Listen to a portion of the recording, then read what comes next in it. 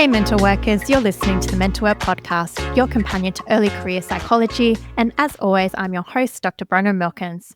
Today we are talking about a topic that typically comes with a bit of anxiety, and it's about how to manage and handle subpoenas as a psychologist in Australia. This is a really crucial topic because a lot of people do receive them as psychologists, and it can feel really daunting, especially when you're early in your career. In this episode, we're going to break down what you need to know about legal obligations, maintaining client confidentiality, and seeking legal advice. Plus, we'll share some tips and tricks for how to navigate this really complex area confidently. To help us out today is our return guest, Dr Carollyne Youssef. Hi, Carollyne. Hi, Bron. Thank you for inviting me again. So, Carollyne, could you please tell listeners who you are? And I'd also love to hear what your non-psychology passion is. Absolutely. So I'm a forensic psychologist. I have my own forensic practice in Sydney. And in terms of my non-psychology passion, so I really like baking, all things baking. And I'm currently trying my hand at hyper-realistic sketching. Oh, really? Wow, that's so cool. Are you doing that just like through your own individual learning, or is that through a course? No, through my own individual learning. So trying to master that's actually really, really tricky to do. So wow. Yeah, I imagine so. Yeah, like I don't feel like it's a skill that would come easily, but well done you. Thank you. So as Carollyne mentioned, she's a forensic psychologist, and I've mentioned this on previous episodes with forensic psychologists, but I just don't have a lot of knowledge in forensic psych. So I just think they know everything in the legal area, but maybe I'll ask Carollyne to clarify. How did you become interested in learning about subpoenas, and how did you learn about them? Okay, so in terms of subpoenas, so look, I mean, part of forensic training, you do learn a little bit, but you certainly don't learn everything about the justice kind of system. In terms of my learning of subpoenas, I remember it being mentioned in my training very briefly, but I really got to learn about it when I received one. That's when I really actually got to learn about it. So very early on, I actually worked in a large organization, like a government department. So whenever anything like that came through, it actually got fielded through the legal department. So you didn't ever really have to deal with it. But it wasn't until private practice that you really get to deal with it kind of front on, because when you get it directly, and then you need to deal with it. So you learn very, very quick smart how to deal with that. Yeah, and do you remember the feelings that showed up for you when you did receive your first subpoena? Oh, look, really, really anxiety provoking. It's so interesting because you almost feel like you've done something wrong. It kind of has that feel. It's like, oh, I've done something wrong. Why am I, subpoenaed? But I remember feeling it's quite anxiety provoking. Particularly depending. It depends on what they're asking you for, but it can feel very overwhelming if they're asking, for example, for an entire client file, and you just think, oh my God, this is huge. And how do you feel if you receive a subpoena now? Like if you've received one recently or in the past year, like is there still that great sense of panic, or are you cool, calm and collected? Probably midway. I don't think it's ever cool, calm and collected. There's still that kind of anxiety around it. I think over the years, it's gotten a little bit easier because you sort of, you understand what a subpoena is, and in the grand scheme of things, why it's there, why it's necessary. And I think that's actually helped me over the years kind of not freak out too much. But yeah, you still have that little bit, of anxiety there, always in the background. Yeah, and that's understandable. I guess it's not something that ever goes away completely, but it sounds like you feel a little bit more confident. Yes. Yeah. No, that's good to hear. I guess it's a bit reassuring. I guess I wouldn't want to go into a full-blown panic every time I received one, because even reading about this topic, I noticed as I was reading about it that I was feeling anxious, and I'm like, oh my goodness, it just brings up a lot. Yeah, it does. And I think it's also an unknown. You don't know, like with a subpoena, you don't know what you're going to be asked. If you're asked to kind of go to court, there's so much around it as well that's unknown. And you're handing something over that I think psychologists typically know, like if they're retaining their notes or their files, it's for them. And then suddenly it's now for other eyes as well. So I think it's very normal to have that anxiety when you are subpoenaed. Completely agree. Let's start off with, I guess, an overview of what a subpoena is and why psychologists might receive one. So a subpoena, I guess very formally, is essentially a legal document that's issued by the court or a legal authority that's asking you to produce documentation or to appear to give evidence in particular proceedings. That's essentially what it is. There are many reasons why psychologists might receive a subpoena. It's actually quite, vast. It could be around your treatment of someone. If you're treating someone, it could be a psychological evaluation. So there's a range of reasons why you could be subpoenaed. I think what might be helpful is give an idea of where a subpoena sits in the grand scheme of things. That would be helpful. Okay. So in terms of where subpoenas lie, we've got many different types of courts, and typically it is for courts. I think a lot of people, when they hear court, they assume criminal matters only, but there are many other types. So you've got your criminal ones, but you've got your civil, such as, employment, injury, estates. You might have family matters. You've got childcare protection matters, victim support. So there's a range of different types of situations where you might be subpoenaed to either produce documents or give evidence. And so essentially, when we're, looking at a court matter or a situation, we've got a decision maker. And so if we do use something like a criminal court, that's usually the judge or a magistrate. But then you've got the parties to the proceedings. And so if we use a criminal matter, as an example, you've got the defence and the prosecution. And each of those parties are required to produce evidence before the court in order for a decision to be made. So each party is responsible to produce, as much evidence and support for their position as possible. And so part of what that evidence is could be things like, CCTV footage, it could be DNA, it could be witness statements, it could be expert reports, psychological assessment reports, but it's also third-party information. And it's that third-party information where a lot of those subpoenas, typically for psychologists, sit within that. And that is where they might deem that your information or evidence that you could provide is somehow important for their case in the courts and putting forward their argument. And so that's actually where the subpoena kind of comes into that. That's really helpful to understand, because what I'm taking away from that is that, the lawyers, whoever's representing the client, is thinking that what they have discussed or disclosed in sessions might be helpful for their case. Where I'm coming from is they're not trying to judge you necessarily as the psychologist, your professionalism or your work. They're just trying to help the client. Would that be an accurate assessment? Or maybe there are some subpoenas which are we want to judge your work? Look, I think in the grand scheme of things, they've deemed that you've got information that is somehow helpful, to the proceedings. And that the judge, the magistrate, or the tribunal member, or whoever is making that decision, would benefit from hearing what you've got to say or reading some of the material that you've been asked to produce. So absolutely. With that said, there are situations, I suppose, in cross-examination, for example, where you might be questioned about certain things and asked to defend that, I suppose, in court. But again, the purpose of that ultimately is to assist the decision maker or the court. Gotcha. And I think it's always really helpful to put it in that perspective. So you're not the one, that's on trial, so to speak. Even though it can feel like it, you're actually assisting the court. That's really what that would be about. Your presence there or your documents are actually intended to assist the process. Yeah, and I think that is a helpful way of thinking about it, because as you said before, it's some of our first thoughts can be, what have I done wrong? So reframing it as, they think that I can be of assistance is a more helpful way. Yes. Yeah. What I've heard is that it's really important to understand your legal obligations when responding to a subpoena. Could you just elaborate on what these obligations are for Australian psychologists? I suppose in terms of your legal obligations, so I don't think I mentioned the the sorts of things that you could be subpoenaed on could be, you could be subpoenaed for your notes or your file.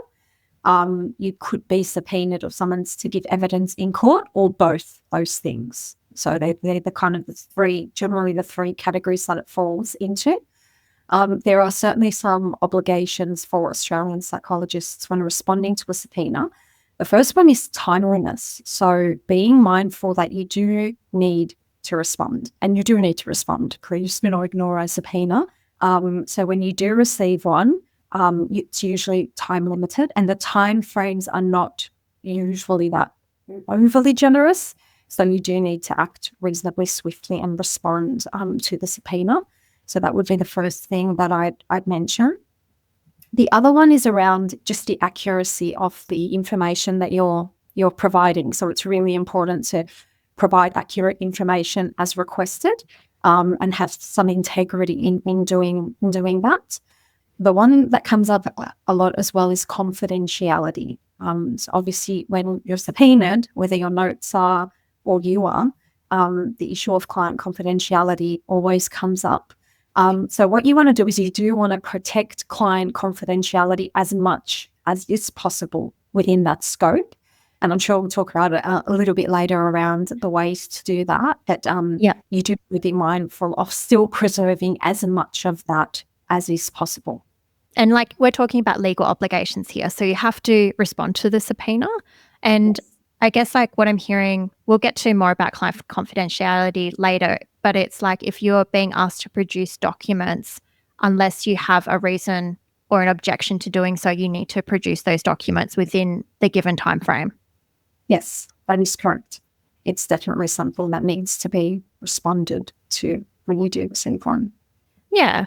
What are some of the common mistakes that you've seen, or maybe you've even come by yourself, that psychologists make when responding to subpoenas? And I guess how can they avoid these common mistakes?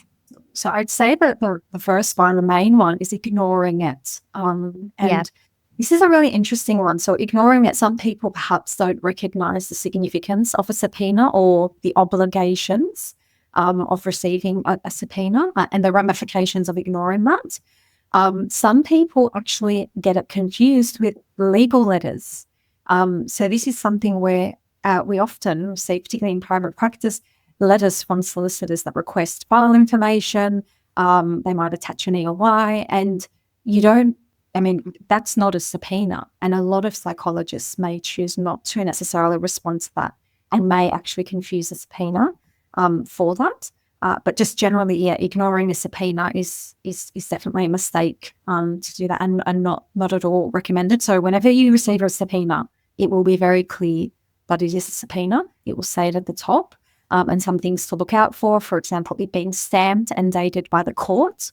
And reading it, you will definitely know it's very different to receiving just a legal letter from a solicitor that might be requesting, a client's file, as part of their matter. So they're quite different. So you should be able to identify that the document you've received is indeed a subpoena. The other, I guess, mistake is not seeking legal advice where you might need to. So perhaps you've identified that the request is very broad, and you think, maybe this is too broad. I don't know what I should do, or maybe you kind of don't entirely comply with the subpoena when it may have been advisable, for example, to seek legal advice to actually clarify that. So that's another one. So if you're ever unsure, or it just seems very broad or very ambiguous, definitely seek legal advice first and foremost, because we're not lawyers. So this is not really not our domain to identify that. It would be a lawyer's domain to tell you, yes, actually that's reasonable, or no, perhaps we can address it this way with the courts. The other one is failing to redact sensitive information. So even though it's a subpoena and we recognize that we need to comply with it, and it will mean that there'll be an aspect of obviously our client's confidentiality being breached, there is still an obligation to redact sensitive information. So this could be third-party identifying information, or information for contact details for other people that's not actually necessary for the subpoena, or regarding your client specifically. So there is an obligation there to go through that and redact that kind of extra sensitive information. The other one is incomplete responding, or is the incomplete responses. So providing only partial documents or not fully complying with the requested documentation. So you want to read the subpoena really, really carefully. When you do receive a subpoena, it will very clearly, hopefully, outline what they're asking for. So, for example, it might be asking you for your final records from a particular date range. So it might be, between 2020 to 2021. And then you've got some psychs that freak out and go, oh God, I'm giving everything. And so you give everything, but they've actually just asked for a specific date range. Or perhaps they've asked you for test results or school records for a client.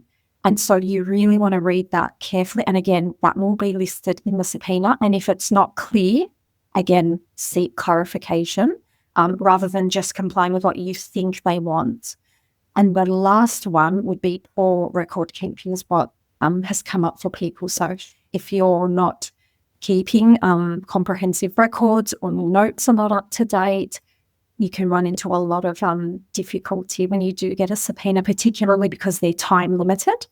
And if you've fallen behind, you may find that you're struggling or you've actually, some people have not documented certain things. Well, I have seen subpoenas where they've requested your file notes, but they've also requested administration notes.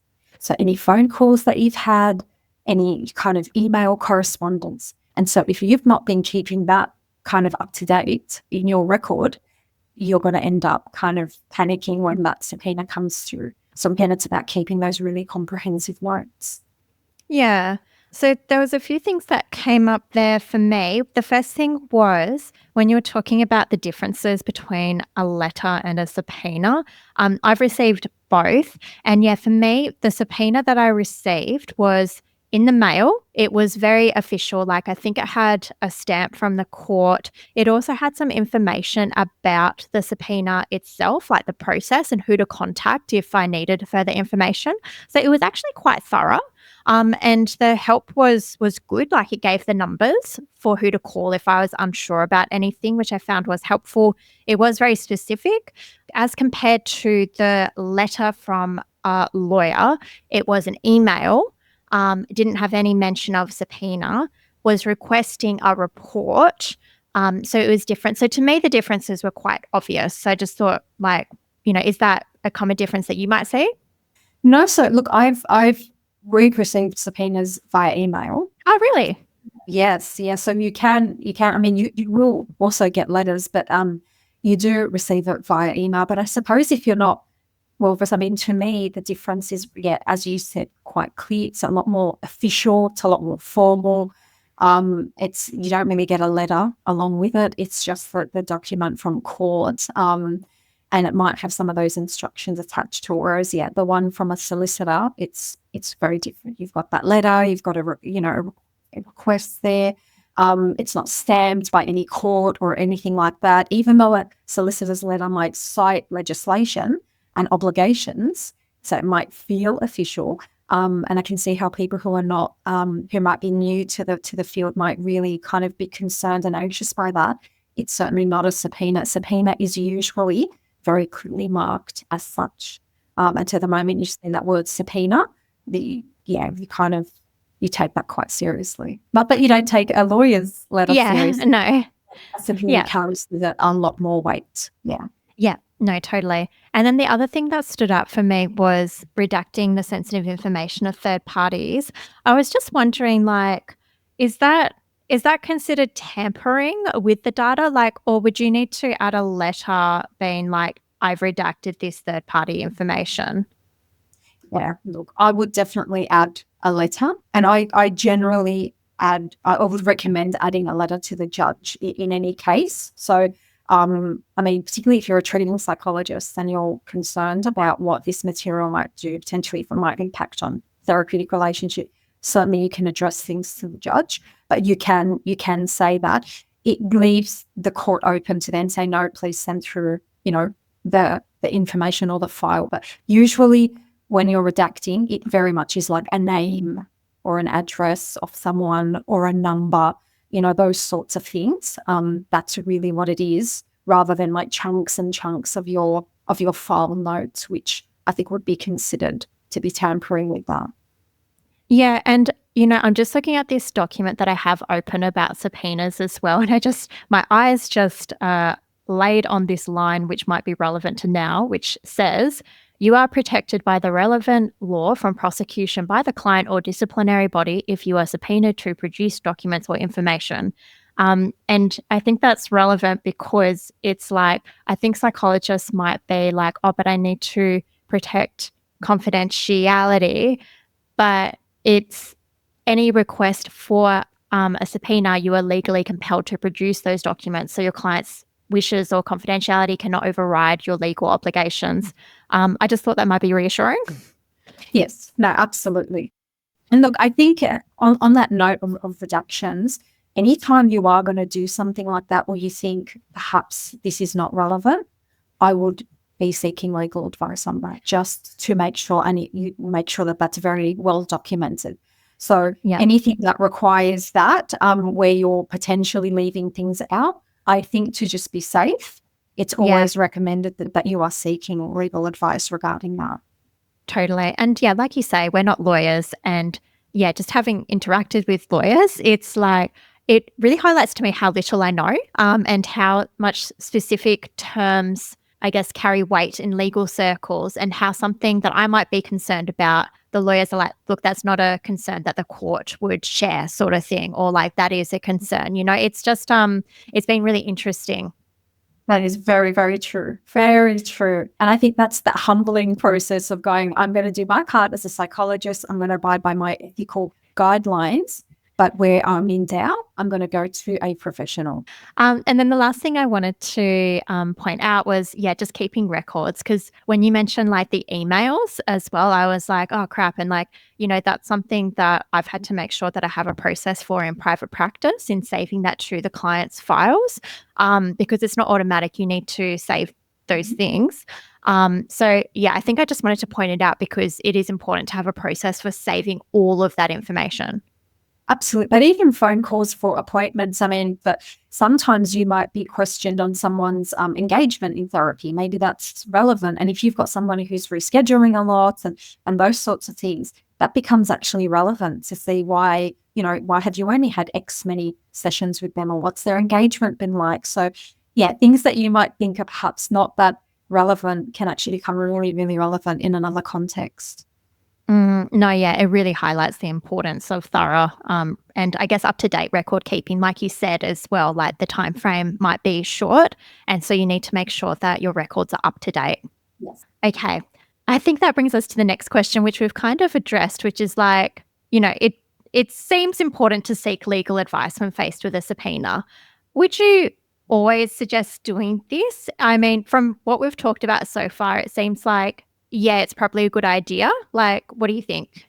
Look, I think it can't hurt to always do this. I mean, most people, I think, are not getting subpoenas, weekly or monthly, even if they're working in kind of that, justice involved space. I think it's always safe to do that, to seek that legal advice. But I think it's very, very important when things are, ambiguous. And sometimes you may very well get a subpoena that seems ambiguous. And what I mean by ambiguous is, just very broad. And maybe you become aware of what the context is and you just think, wow, that's really, really broad. It just seems like that's too much. And so, in those situations, and I've seen those situations come up a fair bit, or even situations where you're seeing somebody for a particular situation, a particular kind of clinical presentation. Maybe it's depression and anxiety, maybe it's relationship issues, and then you get subpoenaed for, say, I don't know, a criminal matter, for example, and you just think, oh God, like I'm not sure whether that's all connected. And so again, you'd seek legal advice around that. Yeah. Do you reckon there's some situations where it's particularly crucial, like in these kind of maybe ambiguous situations, or maybe when there's like family court or any other situations that you think might be particularly crucial? Yeah, so family court is a really common one, I think, where that comes up, where you're seeing maybe more than one family member, or you're seeing, say, a child And then you've got, kind of involvement with the parent, which again is that family situation. So they're the ones where I think, you really want to seek some legal advice, or ones where there's like interjurisdictional sort of crossover there. So maybe even another state, there's something going on in another state and you're not familiar with that. You might want to seek some legal advice, because from state to state, things are there's some slight variations there. Or where there's multiple things occurring. So maybe there's a family court issue, but then one of the parents also has a criminal matter going on, and then there's like crossover there, and there's just lots of different things going on. They might be situations where you certainly want to ensure that you're seeking legal advice, or anything where you might want to challenge the subpoena. Is also where you need a lawyer for that. Like I would not be challenging something without seeking, I suppose, that legal advice, just to be sure that you're not either overstepping the mark, or you're misunderstanding something, or you're acting outside of your knowledge base. Yeah, that seems important, because I can imagine that they might come back and be like, you're just obstructing the court process. Yeah. Yes. Yeah. On to client confidentiality. So psychologists, like, client confidentiality is like the mainstay of psychological practice. We're pretty much taught to guard client files and information with our lives. How can we do this, or can we, like, are we able to maintain confidentiality while still complying with a subpoena? Look, I think as much as we can. There's going to be obviously limits to that. So if it's a really broad subpoena and kind of your entire file is subpoenaed and you're also subpoenaed to give evidence, that might be a little tricky. But even within that, I think, again, it goes back to reading the subpoena, reading what it is that is being requested, and not just providing everything. If you're not being asked for the file in its entirety and you're being asked for specific information, that's the specific information that you provide. Similar, I guess, if you're giving evidence, you answer the questions that you're being asked, rather than just kind of, providing really verbose responses where you might inadvertently say other things that you haven't necessarily been asked about. I suppose in terms of, that redacting that information, so being mindful that there might be references to third parties, and after seeking legal advice, if the advice is, to redact that information, certainly that's another layer of preserving some of that client confidentiality. Negotiating the scope, if there is opportunity to do that, if you feel that the subpoena's reach seems to be quite wide, it's a wide net. Again, after kind of seeking some advice, that's another way to limit it. It could be that you decide to speak with the party that might be requesting this information, and through that you might be able to negotiate that scope a little bit more. So there certainly are, though, there's things that you can do to limit how much of that confidentiality is breached. But I think it's really important to speak with your client as well. So while, you definitely want to let your client know you've received a subpoena, we don't necessarily, it's just client doesn't want you to submit that file. Unfortunately, we're not in a position to say, no, okay, we won't submit it. But you can certainly talk through with your client about that, have a chat with them, around what to potentially expect. If you have been called to give evidence as well, and they're going to be present to hear that, having a chat with them around what to expect, and then, I guess, working with them after the fact as well, to kind of work through what that process was like, and whether there are any therapeutic options, because there may be, depending on what you're asked, or depending on what comes out, and client hearing that. So working with your client around that is really important. Yeah, it sounds like getting supervision, if those ruptures could be something that might happen, would be valuable. Peer consultation and supervision, I think, is absolutely essential. And also so that you're not feeling really lonely, because I think it can be one of those isolating feelings again, like, oh God, I've just been subpoenaed. I'm really stressed. I've only got 5 days to do this. I've got all my other work, and now I need to comply with this. And maybe you've been subpoenaed to give evidence as well. All those things are quite anxiety provoking, which is very normal. Totally. Yeah. And I mean, supervision, it's like we just said, it's very anxiety provoking. And sometimes with anxiety, we can, I don't know, you just kind of feel overwhelmed and like you don't know where to start at times. So having a peer or a supervisor be like, look, here's the process. You need to start here, think about this, do this, and just remind you or help you can be really valuable when we're feeling really stressed and anxious. Absolutely. Absolutely. And it would be great if people can also share what they've been through, because you probably know someone who's also been subpoenaed. It's actually more common than people realize for psychologists. So even talking through about those experiences and sharing with a peer is really helpful. Yeah, and I mean, maybe it's a good time. I've been subpoenaed. It was a very simple subpoena though.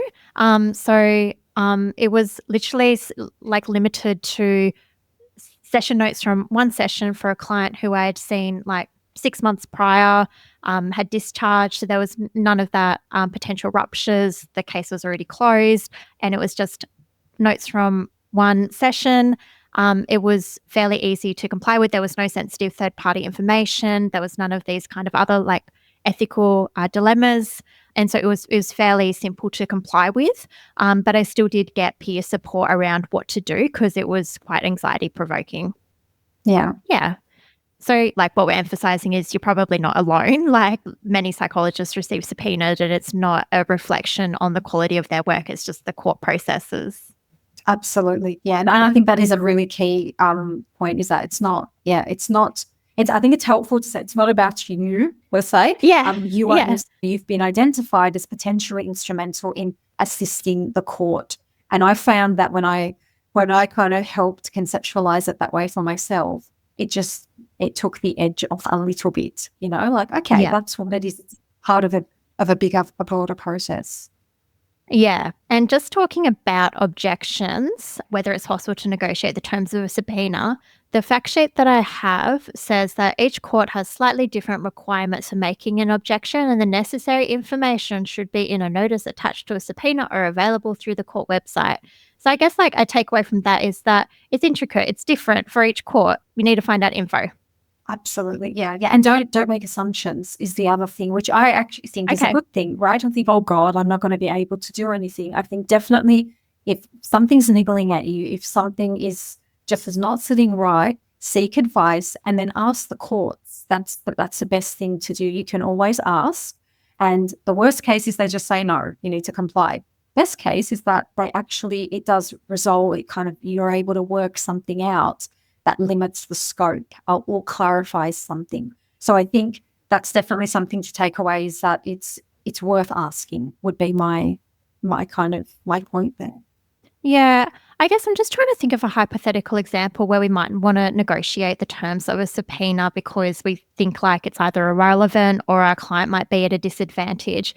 And I'm just thinking off the top of my head, like let's say that our client is a mother, you've been subpoenaed by the family court. In one situation, in one session, she disclosed to you that she was feeling particularly dysregulated, completely out of character, and yelled at her child, and the child looks scared and frightened. And like the court case concerns her parenting capacity or something. And you as a psychologist, you're like, look, this was completely out of character. It's not a reflection of who she is as a parent. Would that be something that you might want to negotiate? Or like, is that not? Or is that something that legal advice? Yeah, no. So definitely, definitely legal advice, but I think that might be something that comes under it. Another one that I'm kind of aware of and can think of is where you're seeing somebody perhaps for a mood disorder, for example, but other things have come up that might be regarding their personal relationship or their intimate relationship, and you've kind of spoken about that in detail, and that's in their notes. And some, concern around the sensitivities around that and whether that might be relevant to say a work-related matter or a discrimination-related matter, for example. Or again, it's about just making the court aware that there might be some sensitive information that doesn't actually seem to be related, but that might now come out. And there's similar situations that I'm aware of in a parenting situation as well, where similar, very sensitive information has come out about the parents' private lives. And so there's been anxieties expressed around how that might be interpreted in court. And again, seeking legal advice and what it kind of, I'm aware that people have written letters to the judge, for example, to the court, just flagging this and saying there's some sensitive information. You can refer to this date to this date in the notes.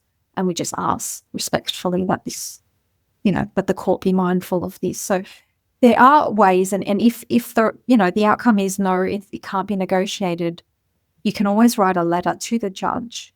And I do actually advise this, to kind of write that letter to the judge to alert the judge as to what some of your concerns might be, or some of the sensitivities contained in that file information, for the judge to make that decision. No, that makes a lot of sense.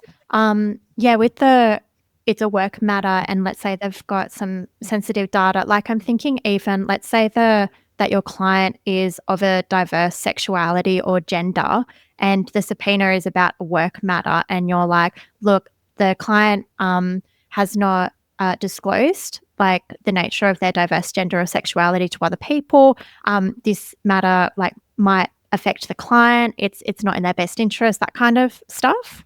Absolutely. And another one that I am also aware of is, again, workplace issues, but the client's been talking about potentially, marital problems, extramarital affairs, so very sensitive information. Again, may not be relevant to the work-related issue.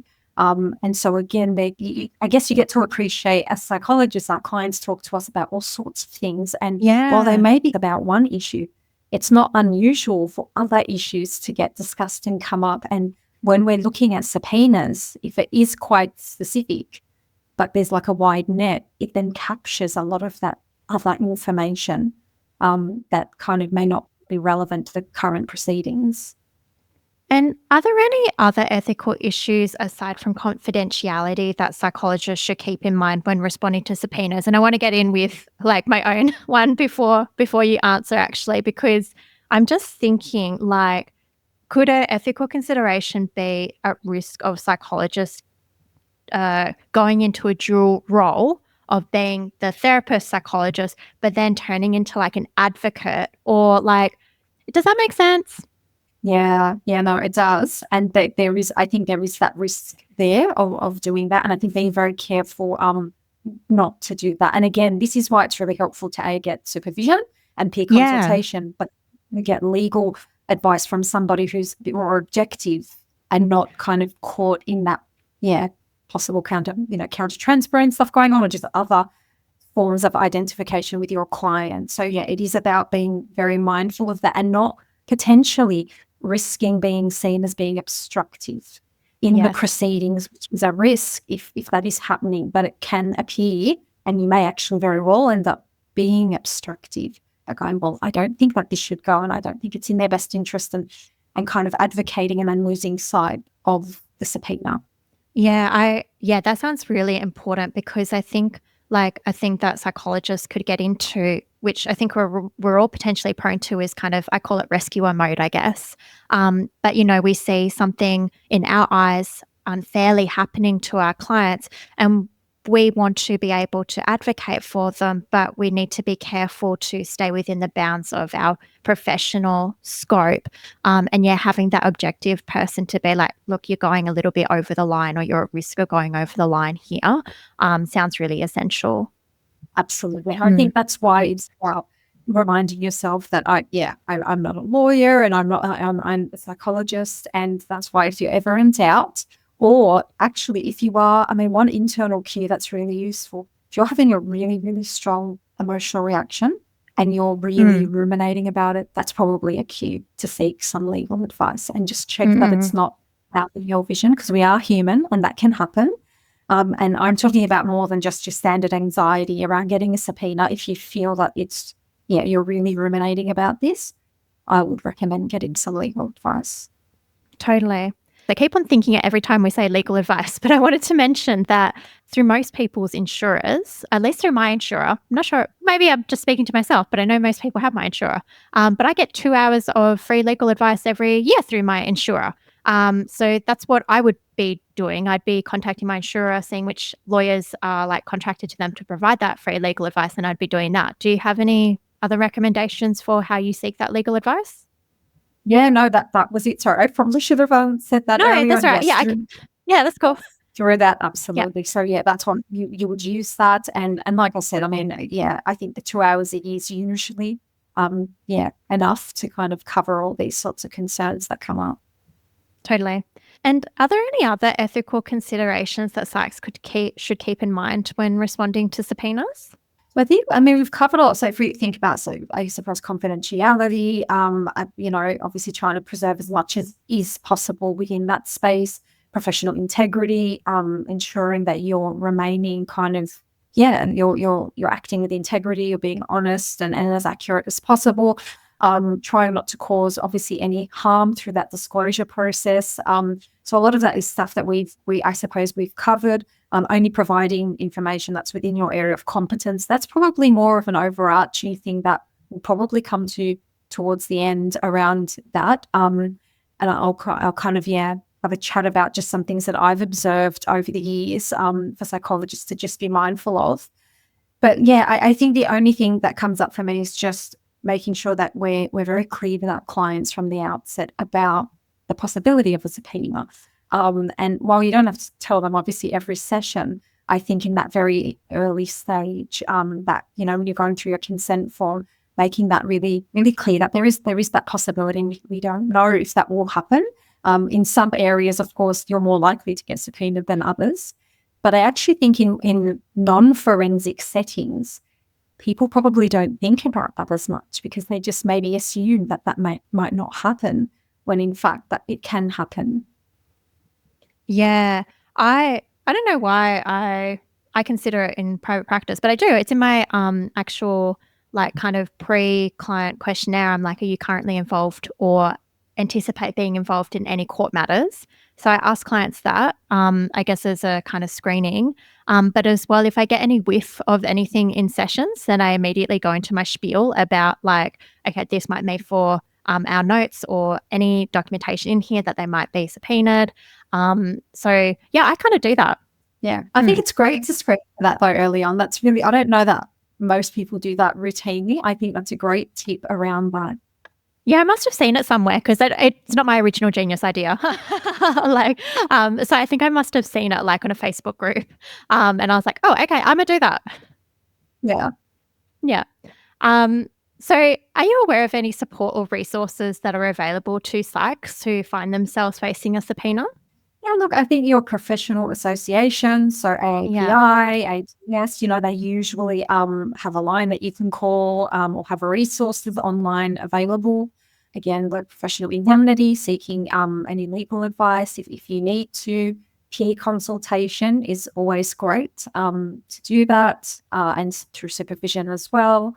And also continuing education. So I guess CPD, just keeping an eye out and ear out for any seminars that might be being offered around this or any professional development and doing your own reading. I do often say that I think when you can understand what a subpoena is and understand that broader context and what the process is, I just feel like it's one less anxiety there. So if you do receive a subpoena, you kind of already know versus having no idea how to navigate a subpoena when it does come through. Yeah, so true. So just to reinforce that, I've got the AAPI fact sheet on subpoenas, and it's got lots of links to family court, victim and witnesses, federal circuit court. So I had lots of information there. And I've also got in front of me an APS guide on managing legal requests for client files. It's a 20-page document, very thorough. It has a draft letter of responding to a subpoena. So yeah, there are very thorough resources from professional bodies, and I would totally recommend using them. And yeah, I like the idea of professional development as well. I'm aware that there are trainers who offer like 2-day workshops on responding to subpoenas. So it is an area that is, I guess, definitely it goes beyond the scope of this podcast as well. But we're just giving you an intro, but there is much more, I guess, information that you could know. Yes, absolutely. Yeah. Finally, are there any anecdotes or personal experiences related to managing subpoenas in your practice that maybe listeners could take a few points away from? Yeah, so look, I mean, I think having a policy in place is really useful. So particularly in private practice, just having an idea of what is the process when the subpoena comes through. Is there somebody that you're going to assign that responsibility to? Is it the practice manager? Is it the principal psychologist? What is that process of gathering that information when that does come through, and knowing how to handle it? So having read that information and knowing that already. So when it does come through, again, because sometimes the time frames are quite tight, that you already have that, I guess, in the background. Another one would be, I guess, noting in client files if there is particularly sensitive information. Maybe you're dealing with a victim of sexual assault, for example, where there are some kind of, I guess, privileged information kind of guidelines around that, but that's somehow flagged. If you are speaking to other parties other than just your client, somehow noting that or having it in the file so that it's clear to clear to identify if you are subpoenaed and you're going through that process. You can flag those notes from, say, your client's notes. The other thing is just around your note taking. I cannot express enough how important note taking is, and just getting into the practice and the habit of writing your notes right away, as soon as you can, being really specific in your notes and factual, even things like how you're describing your client, actually behaviorally describing what you're seeing. So saying, he appeared to be intoxicated and was swaying versus he was drunk, so little things like that. I guess, if your notes are subpoenaed, some of that becomes quite relevant if you are questioned about, some of the contents of that. So they're just little things that you can do, I suppose, day to day, so that if you are subpoenaed, you've already got that groundwork. And as we discussed as well, just being very clear with clients around, under what circumstances can confidentiality be breached. So I think especially if you're not working in the justice setting where that might not be necessarily at the forefront, just making sure that clients are aware of this. And like you said, Bron, when you become aware in particular that there are proceedings, reiterating that as a reminder that, yes, if in the event that I am subpoenaed, just so you're aware, all this information can be subpoenaed. Yeah. Just on the notes, just because a lot of early career psychs listening. So I'm doing a bridging program in clinical psych right now. And as part of the program, we needed to show our supervisors some redacted client notes, redacted for name and sensitive information, just so they could give us some feedback on our notes. And I actually found that really helpful. It's not like my notes were inadequate, but there were a few pointers on how I could improve the clinical language in my notes, which I really appreciated. So listeners, if you're unsure about your notes or you just want a second opinion, I would suggest, doing that, sending kind of a redacted version. You can open it up in a PDF and then redact words using Adobe. And I found that really helpful. And look, that's actually a really good exercise to do in supervision generally. I know that in supervision, that's certainly come up in kind of the supervision sessions that I've had, where it's just good to get that feedback. But when we're looking at subpoenas and the fact that files get subpoenaed, your notes form the bulk of that usually. And so it's really helpful to just get into that habit of, how you write your notes. And the other thing that I guess that comes up that I've seen as well is just in terms of psychologists, I suppose, just acting within the area of their competence, particularly when it comes to these sorts of things. So I have seen sometimes that, where notes have been subpoenaed or I guess psychologists need to give evidence that sometimes if you have provided an opinion on someone's risk that you're treating, their risk that they might, engage in IPV, so interpersonal violence towards their partner, but you've not conducted a formal risk assessment or you're not necessarily trained in that you can be examined over that and having to, I suppose, justify where that opinion has come from. So that's more just of a side note around psychologists just being mindful that, when you are providing an opinion or something in writing, just being mindful of acting within your area, I guess, of competence and being careful of dual roles as well. So that is something I have seen where someone is treating someone and then provides an opinion about like a risk assessment, where again, it's that dual role. Thank you for that. We really appreciate your insights. And what's the main thing that you hope listeners will take away from our conversation today? The main thing I hope listeners take away from this conversation is that, I guess, in terms of subpoenas, we're part of, a small part of a much bigger picture. And I think to look at this as us hopefully assisting and facilitating that decision-making process that's made by, say, the court or tribunal or whatever it might be, that we're kind of, hoping, assisting and facilitating that, rather than looking at this as some adversarial thing against you as a psychologist or a practitioner. So important. And I just wanted to say, Carol, thank you so much for coming on the podcast. I think you've done an exceptionally great job of taking us through this quite complex topic. Like, in terms of the topics that we talk about on the podcast, this is like top 3, like, information heavy podcasts that like we've needed to be very specific with. So truly, thank you. No, thank you. Sorry, if it was like really fun and dense, it probably is a bit dense. But like it needs to be as well, because it's such a specific process. I think it's great. Thank you. And Carol, if listeners want to learn more about you or get in touch, where can they find you? Well, the best place would probably be the website. So that's just psychorium.com. And if people have any additional questions, they're very welcome to email me as well, and I'm happy to assist where I can. I'll make sure to pop your website in the show notes. And listeners, do feel free to reach out to Carol. I also understand, Carolyn, you do supervision. Yes. So feel free to reach out to Carolyn. I'm sure she'd be really pleased to hear from you. And Carolyn, thanks again for coming on. It's been a real pleasure to talk with you about this. Thank you very much for inviting me again, Bron. This has been great. Yeah. And listeners, thank you so much for listening. I hope you got a lot out of today. I'll make sure that I put those resources in the show notes. Don't leave this episode being like, oh, I'm more anxious than before. It's supposed to be helpful. But if you are anxious, know that help is always available to you. You don't have to go through the subpoena process alone. And there are people out there who can support you and will support you. Thanks so much for listening. I hope you have a good one and catch you next time. Bye.